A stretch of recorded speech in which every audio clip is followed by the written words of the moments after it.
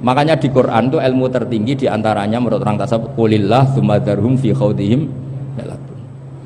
Saya itu gak pernah loh takut mati meskipun saya masih muda, karena saya bayangkan mati itu ya baik-baik saja. Ketika saya hidup ya gak tahu cara ngelola nyawa saya, kenapa kok gak pergi. Kamu tahu caranya ngelola nyawa kamu, kok gak mati sekarang? Gak tahu kan? Tahu-tahu masih hidup kan? Tahu-tahu diutang semacam-macam lah. Sebetulnya kita zaman hidup pun gak tahu cara ngelola nyawa kita, cara kerja jantung kita, cara kerja paru-paru kita. Nanti setelah kita mati pun tidak tahu caranya hidup ketika dia. Tapi anehnya kita, mosok manusia sudah dilemah iso hidup lagi. Memangnya kita sekarang bisa hidup karena kita tahu-tahu ya hidup. Ditekdir anak yang melarat, pesek, elek. Orang lain ditekdir anak kiai, gus, mulyo. Kita kan tidak pernah bisa milih bapak itu ora iso. Ngerti-ngerti anak Karmen, anak Karlan itu sudah gak tahu. Artinya gini, ya sudah ya Allah, ketika saya hidup ya tidak tahu kenapa saya hidup, pasti engkau yang menghidupkan.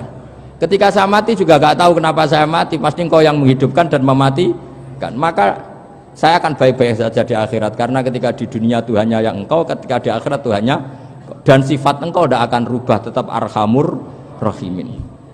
Makanya dulu wali-wali itu kalau mau mati ya santai aja. Said Umar bin Abdul Aziz itu ulama-ulama dulu, kalau mau meninggal itu kalau keluarganya nangis marah besar. Memangnya mau kemana kamu nangisin saya? Lah kamu kan mau mati. Memangnya mau kemana kalau mati? Ya kembali ke Allah. Susahnya apa? Di dunia ya milik Allah, di akhirat milik Allah. Inna sholati wa nusuki wa mahyaya wa mamati lillahi rabbil. Yang aneh sampai harus melarat orang wani mati. Wah, aneh tenan. Ya karena sampean tahu mungkin di akhirat lebih miskin lagi kan. Terus repot terus. Coba kalau dari awal kita menstatuskan diri kita biadillah. Inna sholati wa nusuki wa mahyaya wa mamati. Tapi kamu salah status, mengatakan kehidupan adalah momen untuk mencari kesejahteraan, kehidupan adalah momen untuk cari karir. Kamu mensifati kehidupan secara salah, jika kamu terjebak nyari karir, nyari kaya. Coba kalau kamu pakai mazhabnya sufi, kehidupan adalah pemberian dari Allah untuk kembali kepada Allah. Kematian ya seperti itu, akhirnya ya santai saja. Inna sholati wa nusuki wa mahyaya wa mamati lillahi rabbil alamin. Istri juga gitu. Saya itu tidak sombong, saya itu mulai nikah sampai sekarang itu hampir gak pernah tukaran sama istri.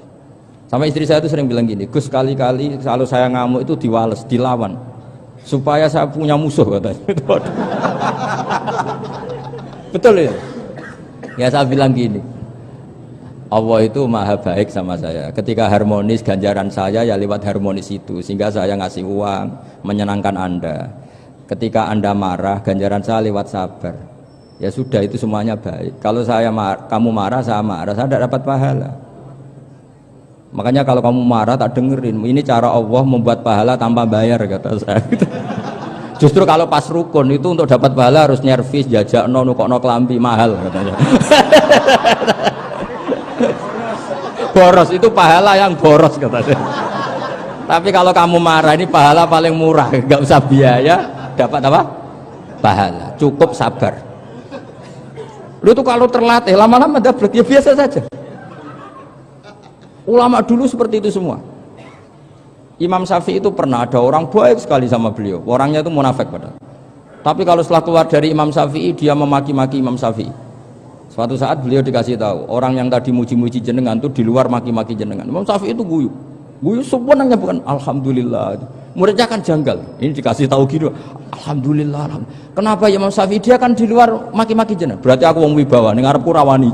Ya jadi dianggap enteng saja melihat, berarti aku wong wibawa, ning ngarepku ora wani. Ya sudah, terus ketika ditanya, tapi itu kan bahaya bagi Anda karena memfitnah Anda gini-gini. Kata beliau, zaka Allah. Yang kritiknya bahaya itu hanya Allah Ta'ala. Yang lainnya enggak bahaya. Karena ini makhluk dhaif, gak penting. Loh, kamu sampai tersisa dikritik orang karena kamu nganggap makhluk itu penting. Ini gobloknya sampean. Goblok segoblok-goblok saya itu. Coba kalau kamu mensatukan makhluk tetap makhluk, kritiknya tidak penting. Selesai kan?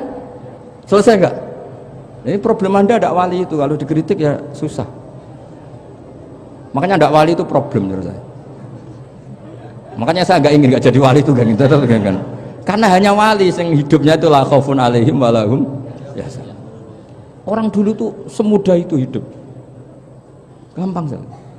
Dulu ceritanya diantara ceritanya manakibnya Sayyid Ja'far Shadiq itu, kalau ada orang memaki-maki dia itu dikirimi hadiah. Kenapa? Karena kebaikan kamu telah kamu berikan kepada saya, ini hadiahnya. Sampai malu yang kritik itu. Kan kalau orang rasani itu kan kebaikannya dikasihkan sama yang dirasani. Lah kamu kan ngajinya seperti itu, tapi dirasani kok susah. Harusnya kan kasih aja, ditransferi saja. Alhamdulillah. Ya karena kita salah menamain tadi. Sing rasani pembenci, pembenci itu bahaya. Sehingga kamu mereaksi secara serius. Coba kalau kamu pakai hukumnya Allah dan Rasul, pembenci itu pemberi kebaikan, istri marah adalah pemberi kebaikan. Ada yang berani mulai meraktekan? Latih begitu terus, insya Allah nanti hidup kamu barokah. Itu disebut wa'allama adamal asma. Dan itu yang diajarkan Rasulullah. Rasulullah itu kalau ngajarkan hidup itu gampang sekali. Allahumma ja'alil hayata ziyadatan li fi kulli khairin wal mauta rohatan li min kulli syarrin. Jadi kalau kita hidup, anggap saja peluang untuk nambah kebaikan. Kalau kita mati, anggap saja akhir dari semua potensi kejahatan kita.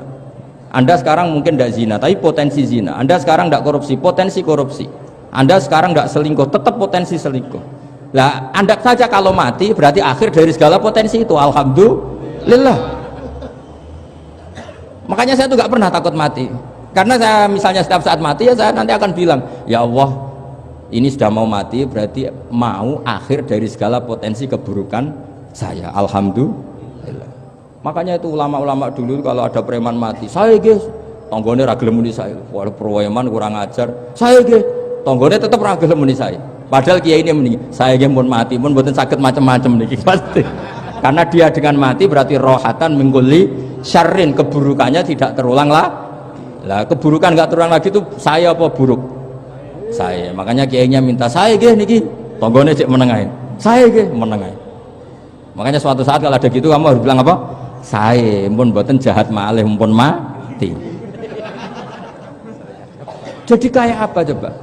Coba sekali-kali statuskan kalau al hayat adalah ziyadatan lana fi kulli khairin. Al maut adalah rohatan lana min kulli syarrin. Sehingga kita hidup ya happy, mati juga happy, gak masalah. Terus kayak misalnya muni ngene, tapi anak bojoku piye? Memang selama hidup anak bojomu bahagia. Ketoke ya tambah musibah ya, Cok. Malah sombong lagi kamu, seakan-akan kamu Tuhan yang bisa mensejahterakan manusia. Wong isih urip kok bojomu wis ndonga muga-muga nang mati malah. Karena gak jelas. Dan ini penting, ini saya utarakan. Jadi ini saya cicil juz 1 wa 'allama adamal asma. Makanya kata Rasulullah, ala ta'jabuna kaifa yusrifu wa annisat ma quraisin wa dhamma. Ini penting, nama itu penting.